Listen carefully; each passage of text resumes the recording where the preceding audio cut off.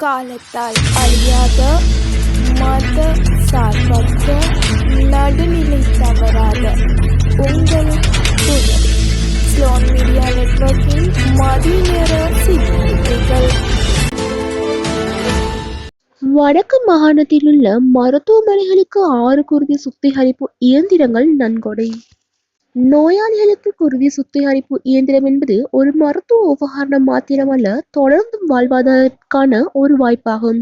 அந்த வாய்ப்பை வடக்கு மாகாண மக்களுக்கு, குறிப்பாக தொலைதூர பகுதிகளில் வாழும் நோயாளிகளுக்கு நெருக்கமாக கொண்டு செல்லும் வகையில் 83,544 கனேடிய டாலர் பெறுமதியான 6 குருதி சுத்திகரிப்பு இயந்திரங்கள் வழங்கப்படுவதும் மிகவும் பெறுமதியான மனிதநேய பங்களிப்பாகும். நேற்று வடக்கு மாகாண ஆளுநர் வேதநாயகன் தெரிவித்தார். இலங்கை மக்களுக்கு போலீசார் விடுத்த முக்கிய அறிவிப்பு. பத்திரமுல்ல இசுருஹுராய கட்டடத்தின் 14வது மாடியில் அமைந்துள்ள போலீஸ் தலைமையகத்தினால் வழங்கப்படும் போலீஸ் அனுமதி அறிக்கை தரவு அமைப்பில் செயலிழப்பு ஏற்பட்டுள்ளது.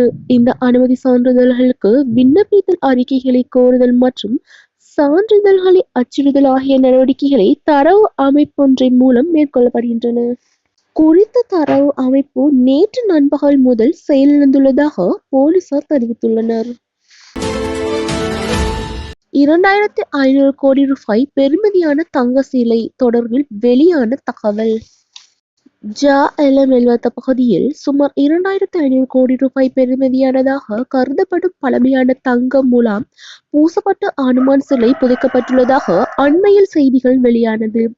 எனினும் அது தொடர்பாக மேற்கொள்ளப்பட்ட விசாரணைகளில் அத்தகைய சிலை எதுவும் அங்கு இல்லை என்பது தெரியவந்துள்ளதாக குற்றப்புலனாய்வு திணைக்களம் தெரிவித்துள்ளது. வெப்பநிலை குறித்து விடுக்கப்பட்டுள்ள எச்சரிக்கை. நாட்டின் சில பகுதிகளில் இன்றைய தினம் கடுமையான வெப்பம் நிலவக்கூடும் என எச்சரிக்கப்பட்டுள்ளது. இதன்படி கிழக்கு மற்றும் வடமத்திய மாகாணங்களிலும், யாழ்ப்பாணம், கிளிநொச்சி, வவுனியா, முல்லைத்தீவு மற்றும் மொனராகலை ஆகிய மாவட்டங்களிலும் கடுமையான வெப்பம் நிலவக்கூடும் என வானிலை ஆய்வு மையம் தெரிவித்துள்ளது. கல்முனை ஆதார வைத்தியசாலையில் ஆடை விவகாரம் தமிழர் கட்சியின் நிலைப்பாடு. கல்முனை ஆதார வைத்தியசாலையின் முஸ்லிம் பெண்களிடையே ஆடை விவகாரத்தில் சுற்று நிறுவத்தை பின்பற்றுமாறு இலங்கை தமிழரசு கட்சியின் நாடாளுமன்ற உறுப்பினர் ஞானமுத்து சிறிசேன தெரிவித்துள்ளார். ஆடை விவகாரம் குறித்து நாடாளுமன்றத்தின் உள்ளேயும் வெளியேயும் அதிகமாக பேசப்பட்டு வருகின்றன. பெருவில் சக்தி வாய்ந்த நிலநடுக்கம்.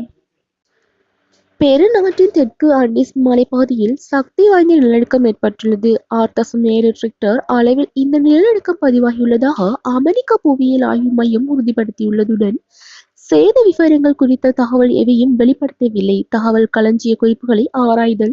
உள்ளூர் நேரப்படி மதியம் 1 மணியளவில் இந்த நிலநடுக்கம் ஏற்பட்டுள்ளது. இத்துடன் மதிய நேர செய்தி அறிக்கைகள் முடிவடைகின்றன. மீண்டும் இரவு நேர